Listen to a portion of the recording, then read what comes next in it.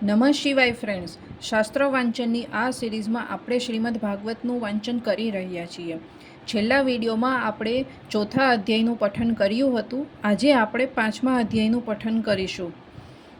ઓમ શ્રી ગણેશાય નમઃ. ઓમ નમો ભગવતે વાસુદેવાય.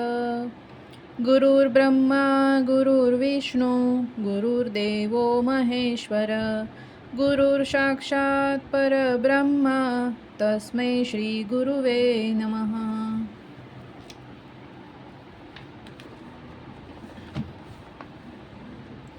પાંચમો અધ્યાય. ધુંધુકારીને પ્રેત યોનિની પ્રાપ્તિ અને તેમાંથી ઉદ્ધાર. સૂતજી કહે છે, હે શૌનકજી, પિતાજીના વનમાં ગયા પછી એક દિવસ ધુંધુકારીએ પોતાની માતાને ઘણી મારી અને કહ્યું, બતાવ ધન ક્યાં રાખ્યું છે, નહીંતર હમણાં જ આ ભુંજેરાથી મારીશ. તેની આ ધમકીથી ડરી જઈને અને પુત્રના ઉપદ્રવોથી દુઃખી થઈને તે રાતના સમયે કૂવામાં જઈ પડી અને તેથી તેનું મૃત્યુ થયું. યોગનિષ્ઠ ગોકર્ણજી તીર્થયાત્રા માટે નીકળી પડ્યા. તેમને આ ઘટનાઓથી ન તો દુઃખ કે ન તો સુખ થતું હતું, કારણ કે તેમનું ન તો કોઈ મિત્ર હતું કે ન તો કોઈ શત્રુ હતું. ધુંધુકારી 5 વેશ્યાઓ સાથે ઘરમાં રહેતો હતો. તે બધા માટે ભોગ સામગ્રી મેળવવાની ચિંતાએ તેની બુદ્ધિ નષ્ટ કરી દીધી અને તે અનેક પ્રકારના ક્રૂર કર્મો કરવા લાગ્યો. એક દિવસે પેલી કુલટાઓએ તેની પાસે ઘણા ઘરેણાં માંગ્યા. તે તો કામાંધ બનેલો હતો અને તે મૃત્યુને વિસરી ગયો હતો. બસ ઘરેણાં મેળવવા તે ઘરમાંથી ચાલી નીકળ્યો. તે જ્યાં ત્યાંથી ઘણું બધું ધન ચોરીને લાવીને ઘેર પાછો આવ્યો અને કેટલાક સુંદર વસ્ત્રો અને આભૂષણો લાવીને પેલી કુલટાઓને આપ્યા. ચોરી લાવેલો ઘણો બધો માલ જોઈને તે સ્ત્રીઓએ રાતના સમયે વિચાર્યું કે આ હંમેશા ચોરી કરતો રહે છે, તેથી તેને કોઈક દિવસ રાજા અવશ્ય પકડી લેશે. રાજા આ બધું ધન છીનવી લઈને આને જરૂરથી મૃત્યુદંડ આપશે. જો એક દિવસ આ મરવાનો જ છે તો ધન બચાવવા સારું આપણે જ આને ગુપચુપ શા માટે ન મારી નાખીએ. આને મારી નાખીને આપણે આની માલમત્તા લઈને ક્યાંક ચાલી જઈશું. આવો નિશ્ચય કરીને એમણે સૂતેલા ધુંધુકારીને દોરડાથી બાંધ્યો અને તેના ગળે ફાંસો લગાવીને એને મારી નાખવાનો પ્રયત્ન કર્યો. આનાથી તે જલ્દીથી મર્યો નહીં ત્યારે તેઓ ઘણી ચિંતાતુર થઈ. પછી તેમણે તેના મોં ઉપર ઘણા બધા ભડભડતા અંગારા નાખ્યા. એનાથી અગ્નિની ઝાળથી ખૂબ તરફડીને મૃત્યુ પામ્યો. તેમણે ધુંધુકારીનું શરીર ખાડામાં નાખીને દાટી દીધું. સાચે જ સ્ત્રીઓ ઘણું કરીને મોટું દુઃસાહસ કરનારી હોય છે. તેમના આ કૃત્યની કોઈને પણ જાણ થઈ નહીં. લોકો પૂછતા તો કહેતી કે અમારા પ્રિયતમ ધનના લોભથી આ વખતે ક્યાંક દૂર ચાલ્યા ગયા છે, આ વર્ષે જ પાછા આવી જશે. બુદ્ધિમાન પુરુષે દુષ્ટ સ્ત્રીઓનો ક્યારેય વિશ્વાસ કરવો નહીં જોઈએ. જે મૂર્ખ તેમનો વિશ્વાસ કરે છે તેણે દુઃખી થવું પડે છે.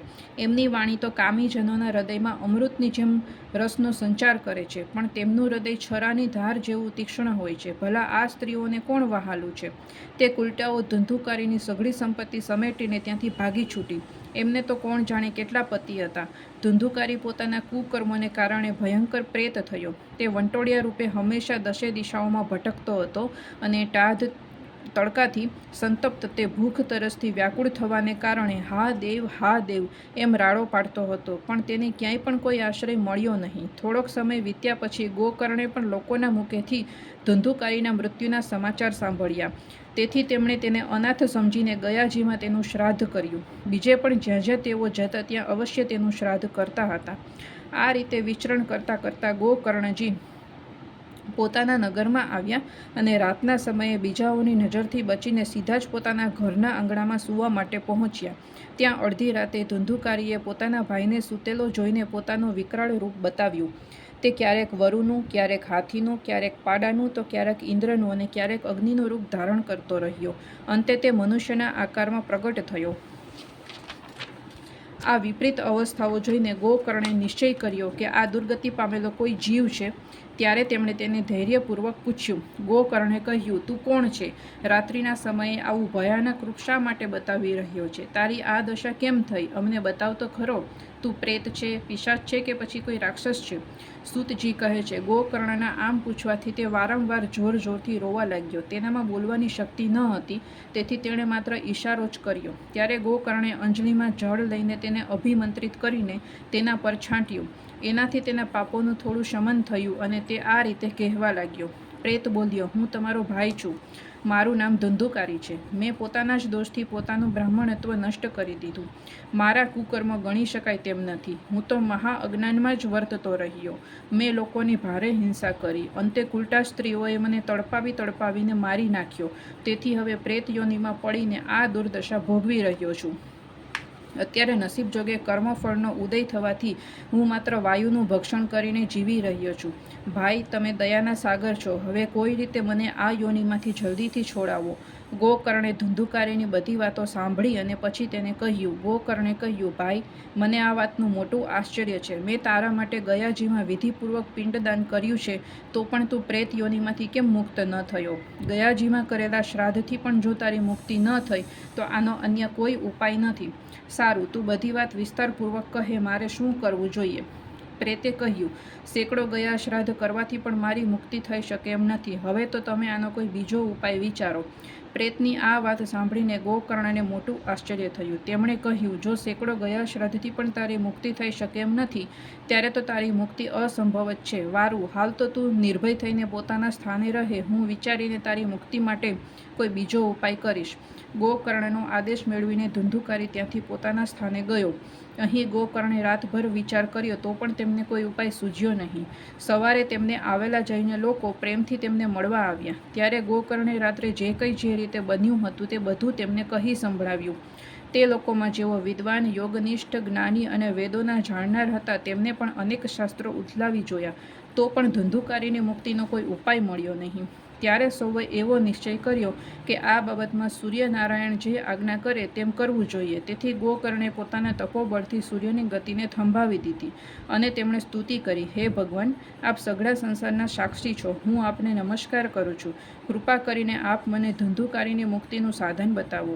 ગોકર્ણની આ પ્રાર્થના સાંભળીને સૂર્યદેવે દૂરથી જ સ્પષ્ટ શબ્દોમાં કહ્યું, શ્રીમદ ભાગવતથી મુક્તિ થઈ શકે છે, તેથી તમે તેનું સપ્તાહ પારાયણ કરો. સૂર્યનું આ ધર્મમય વચન ત્યાં સૌએ સાંભળ્યું. ત્યારે બધાએ એમ જ કહ્યું કે પ્રયત્નપૂર્વક આ જ કરો, અને આ સાધન છે પણ ઘણું સરળ. તેથી ગોકર્ણજી પણ તે અનુસાર નિશ્ચય કરીને કથા સંભળાવવા માટે તૈયાર થયા. દેશ અને ગામડાઓમાંથી અનેક લોકો કથા સાંભળવા આવ્યા. એટલું જ નહીં, ઘણા બધા લૂલા, લંગડા, આંધળા, વૃદ્ધો અને મંદબુદ્ધિ મનુષ્ય પણ પોતાના પાપોના નિવારણના ઉદ્દેશ્યથી ત્યાં આવી પહોંચ્યા. આ રીતે ત્યાં એટલી ભીડ થઈ ગઈ કે તે જોઈને દેવતાઓને પણ આશ્ચર્ય થયું. જ્યારે ગોકર્ણજી વ્યાસ ગાદી પર વિરાજીને કથા કહેવા લાગ્યા, ત્યારે પેલો પ્રેત પણ ત્યાં આવ્યો અને બેસવા માટે અહીં તહીં જગ્યા શોધવા લાગ્યો. એ દરમિયાન તેની નજર ઊભા રાખેલા 7 ગાંઠોવાળા એક વાંસ પર પડી. તેની નીચેના છિદ્રમાં પ્રવેશીને તે કથા સાંભળવા બેઠો. વાયુરૂપ હોવાને કારણે તે બહાર ક્યાંય બેસી શકે એમ ન હતું, તેથી વાસમાં પ્રવેશ્યો. ગોકર્ણજીએ એક વૈષ્ણવ બ્રાહ્મણને મુખ્ય શ્રોતા બનાવ્યો અને પહેલા સ્કંધથી જ સ્પષ્ટ સ્વરે કથા સંભળાવવાનું શરૂ કર્યું. સંધ્યાકાળે જ્યારે કથાને વિરામ આપવામાં આવ્યો, ત્યારે એક ઘણી વિચિત્ર ઘટના બની. ત્યાં સભાજનોના દેખતા જ પહેલાં વાંસની એક ગાંઠ તળ શબ્દ કરતી ફાટી. આ જ રીતે બીજે દિવસે સાયંકાળે બીજી ગાંઠ ફાટી અને ત્રીજે દિવસે તે જ સમયે ત્રીજી ગાંઠ ફાટી. આ પ્રમાણે 7 દિવસોમાં 7 ગાંઠો ફાડીને ધુંધુકારી 12 સ્કંધ સાંભળવાથી પવિત્ર થયો અને પ્રેતયોનીમાંથી મુક્ત થઈ ગયો તથા દિવ્ય રૂપ ધારણ કરીને સૌ સમક્ષ પ્રગટ થયો. તેનું મેઘ જેવું શ્યામ શરીર પીતાંબર અને તુલસી માળાઓથી સુશોભિત હતું તથા મસ્તક પર મનોહર મુગટ અને કાનોમાં સુંદર કુંડળ ઝગમગી રહ્યા હતા. તેણે તરત જ પોતાના ભાઈ ગોકર્ણને પ્રણામ કરીને કહ્યું, ભાઈ, તમે કૃપા કરીને મને પ્રેત યોનિની યાતનાઓમાંથી મુક્ત કર્યો છે. પ્રેત પીડાનો નાશ કરનારી આ શ્રીમદ ભાગવત કથા ધન્ય છે અને શ્રી કૃષ્ણચંદ્રના ધામની પ્રાપ્તિ કરાવનારું એનું સપ્તાહ પરાયણ પણ ધન્ય છે. જ્યારે સપ્તાહ શ્રવણનો યોગ થાય છે ત્યારે બધા પાપ થથરી ઉઠે છે કે હવે ભાગવતની આ કથા તત્કાળ અમારો અંત કરી દેશે. જેમ અગ્નિ ભીના, સૂકા, નાના મોટા તમામ પ્રકારના લાકડાને બાળી નાખે છે, તે જ રીતે આ સપ્તાહ શ્રવણ મન, વચન અને કર્મ વડે કરેલા નવા, જૂના, નાના મોટા બધી જ જાતના પાપોને ભસ્મ કરી દે છે. વિદ્વાનોએ દેવતાઓની સભામાં કહ્યું છે કે જે લોકો આ ભારત વર્ષમાં શ્રીમદ ભાગવતની કથા સાંભળતા નથી તેમનો જન્મ વ્યર્થ જ છે. અરે મોહપૂર્વક લાલન પાલન કરીને પણ આ અનિત્ય શરીરને હૃષ્ટપૃષ્ટ અને બળવાન પણ બનાવ્યું, તો પણ શ્રીમદ ભાગવતની કથા સાંભળવામાં ન આવે તો તેનાથી શો લાભ થયો? હાડકાં આ શરીરના આધારસ્તંભ છે. નસો નાડીઓ રૂપી દોરડીઓથી બંધાયેલું છે. ઉપરથી તેના પર માંસ અને રક્ત લેપીને ચામડીથી મઢી દીધેલું છે. તેના પ્રત્યેક અંગમાં દુર્ગંધ છે, કારણ કે એ છે તો મળમૂત્રનું પાત્ર જ. વૃદ્ધત્વ અને શોકને કારણે તે પરિણામે દુઃખમય જ છે, અને રોગોનું તો એ ઘર જ છે. એ નિરંતર કોઈને કોઈ કામનાથી પીડિત રહે છે. ક્યારેય એ તૃપ્ત થતું નથી. એને ધારણ કરવું એ પણ એક ભાર જ છે. એના રોમે રોમમાં દોષ ભરેલા છે, અને તેને નાશ પામવામાં એક ક્ષણ પણ લાગતી નથી. અંતમાં જો એને દાટવામાં આવે છે તો તેના કીડા બની જાય છે. કોઈ પશુ ખાય છે તો વિષ્ઠા બની જાય છે, અને એને અગ્નિમાં બાળવામાં આવે છે તો રાખની ઢગલી થઈ જાય છે. તેની આ 3 જ ગતિઓ બતાવવામાં આવી છે. આવા અસ્થાયી શરીર થકી અવિનાશી ફળ આપનારું કામ મનુષ્ય કેમ નથી બનાવી લેતો? જે અન્ન સવારે રાંધવામાં આવે છે તે સાંજ સુધીમાં બગડી જાય છે, તો પછી તેના રસથી પુષ્ટ બનેલા શરીરનું નિત્યપણું કેવું? આ લોકમાં સપ્તાહ શ્રવણ કરવાથી ભગવાનની તત્કાળ પ્રાપ્તિ થઈ શકે છે. તેથી તમામ પ્રકારના દોષોના નિવારણ માટે એકમાત્ર આ જ સાધન છે. જે લોકો ભાગવતની કથાથી વંચિત છે તેઓ તો પાણીમાં પરપોટા અને જીવોમાં મચ્છરોની જેમ માત્ર મરવા માટે જન્મે છે. ભલા જેના પ્રભાવથી જળ અને સુકાયેલા વાંસની ગાંઠો ફાટી શકે છે, તે ભાગવત કથાનું શ્રવણ કરવાથી ચિત્તની ગાંઠો ખુલી જાય એમાં શી મોટી વાત છે? સપ્તાહ શ્રવણ કરવાથી મનુષ્યના હૃદયની ગાંઠો ખુલી જાય છે, તેના સમસ્ત સંશયો છેદાઈ જાય છે, અને સઘળા કર્મ ક્ષીણ થઈ જાય છે. આ ભાગવત કથારૂપી તીર્થ સંસારનો કીચડ ધોવામાં ઘણું કુશળ છે. વિદ્વાનો કહે છે કે આ જ્યારે હૃદયમાં સ્થિત થાય છે ત્યારે મનુષ્યની મુક્તિ નિશ્ચિત થાય છે. જે સમયે ધુંધુકારી આ બધી વાતો કહી રહ્યો હતો તેના માટે વૈકુંઠવાસી પાર્ષદો સહિત એક વિમાન ઉતર્યું, જેમાંથી બધી બાજુ વર્તુળાકાર પ્રકાશ ફેલાતો હતો. સૌ સમક્ષ જ ધુંધુકારી તે વિમાન પર ચઢ્યો ત્યારે તે વિમાન પર આવેલા પાર્ષદોને જોઈને ગોકર્ણે તેમને આ વાત કહી. ગોકર્ણે કહ્યું, ભગવાનના પ્રિય પાર્ષદો, અહીં અમારા માટે અનેક શુદ્ધ હૃદયી શ્રોતાઓ છે. તે બધા માટે તમે એક સાથે ઘણા બધા વિમાન કેમ નથી લાવ્યા? અમે જોઈએ છીએ કે અહીં બધાએ જ સમાનપણે કથા સાંભળી છે, તો પછી ફળનો આ પ્રકારનો ભેદ કેમ થયો એ બતાવો. ભગવાનના સેવકોએ કહ્યું, હે માનદ, આ ફળ ભેદનું કારણ તેમના શ્રવણનો ભેદ જ છે. એ સાચું છે કે શ્રવણ તો બધાએ સમાનપણે જ કર્યું છે, પણ એના જેવું મનન નથી કર્યું. તેથી જ એક સાથે ભજન કરવા છતાંય તેના ફળમાં ભેદ રહ્યો. આ પ્રેતે 7 દિવસ સુધી નિરાહાર રહીને શ્રવણ કર્યું તથા સાંભળેલા વિષયનું સ્થિર ચિત્તે એ ખૂબ મનન નિધિધ્યાસન પણ કરતો રહ્યો હતો. જે જ્ઞાન દ્રઢ થયું નથી તે વ્યર્થ થઈ જાય છે. આ જ રીતે ધ્યાન નહીં આપવાથી શ્રવણનું, સંદેહ કરવાથી મંત્રનું, અને ચિત્તના અહીં તહીં ભટકતા રહેવાથી જપનું પણ કોઈ ફળ હોતું નથી. વૈષ્ણવહીન દેશ, અપાત્રને કરાવેલું શ્રાદ્ધ ભોજન, અશ્રોત્રિયને આપેલું દાન અને આચારહીન કુળ, આ બધાનો નાશ થઈ જાય છે. ગુરુના વચનોમાં વિશ્વાસ, દીનતાનો ભાવ, મનના દોષો પર વિજય, કથામાં ચિત્તની એકાગ્રતા વગેરે નિયમોનું પાલન કરવામાં આવે તો શ્રવણનું યથાર્થ ફળ મળે છે. જો આ શ્રોતાઓ આ રીતે ફરીથી શ્રીમદ ભાગવત કથા સાંભળશે તો સૌને વૈકુંઠની પ્રાપ્તિ અવશ્ય જ થશે. અને હે ગોકર્ણજી, તમને તો ભગવાન સ્વયં આવીને ગોલોક ધામમાં લઈ જશે.